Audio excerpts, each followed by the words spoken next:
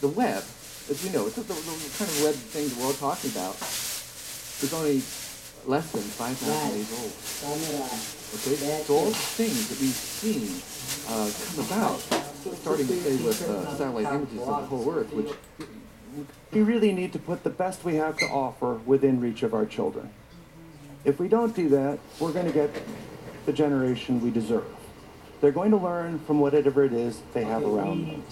And we as now, the elite, parents, librarians, professionals, whatever. I'd like to speak about technology trends, which is something that many of you follow, but we also follow for related reasons.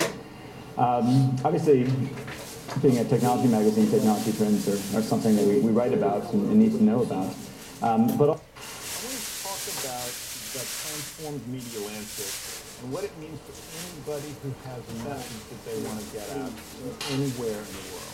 And I want to illustrate that by telling a couple of stories about that trend. I'll start here.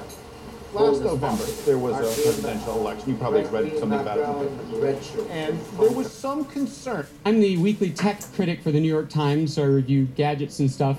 And mostly what good dads should be doing this time of year is nestling with their kids and decorating the Christmas tree. What I'm mostly doing this year is going on cable TV and answering the same question: what are the tech trends for next year? And I'm like, didn't we just go through this last year? But I'm going to pick the one that interests me most, and that is the completed marriage of the cell phone and the internet. You know, I found that volcano. I'm going to talk to you about some stuff that's in this book of mine that I hope will resonate with other things that you've already heard, and I'll try to make some connections myself in case you missed them. But I want to start with what I call the official dogma. The official dogma of what? The official dogma of all Western industrial societies. And the official dogma runs like this. What I'm going to do in the spirit of collaborative creativity is simply repeat many of the points that the three people before me have already made, but do them. This is called creative collaboration. It's actually called borrowing. But do it through a particular perspective, and that is to ask about the role of users and consumers in this emerging world of collaborative creativity that Jimmy and others have talked about. Let me just ask you to start with this simple question.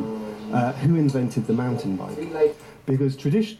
Well, good morning, ladies and gentlemen. My name is Art Benjamin, and I am a mathemagician.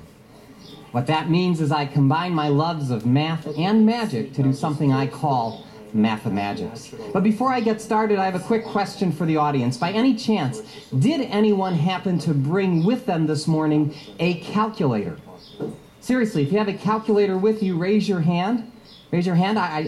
Was your hand go up? Now bring it out. Bring it out. Anybody else? I see one way in the back. I'm delighted to be here. I'm honored by the invitation, and thanks. I would love to talk about stuff that I'm interested in, but unfortunately I suspect that what I'm interested in won't interest many other people. First off, my badge says I'm an astronomer. I would love to talk about my astronomy, but I suspect that the number of people who are interested in radiative transfer, non-gray atmospheres, and polarization of light in Jupiter's upper atmosphere, the number of people would fit into a bus shelter. So I'm not going to talk about that. It would be just as much fun to talk about some stuff that happened in 1986 and 1987 when a computer hacker was breaking into our systems over at Lawrence Berkeley Labs, and I caught the guys. 4 years ago, on the TED stage, I announced a company I was working with at the time called Odeo. And because of that announcement, we got a big article in the New York Times, which led to more press, which led to more attention, and me deciding to become CEO of that company, whereas I was just an advisor, and raising a round of venture capital and ramping up hiring. One of the guys I hired was an engineer named Jack Dorsey. And a year later, when we were trying to decide which way to go with Odeo, Jack presented an idea that he'd been tinkering around with for a number of years that was based around sending simple status updates to friends. We were also playing with SMS at the time at Odeo, so we kind of put two and two together. And in early 2006, we launched Twitter as a side project at Odeo. Now, it's hard to justify doing a side project at a startup where focus is so critical, but I had actually launched Blogger as a side project in my previous company, thinking it was just a little thing.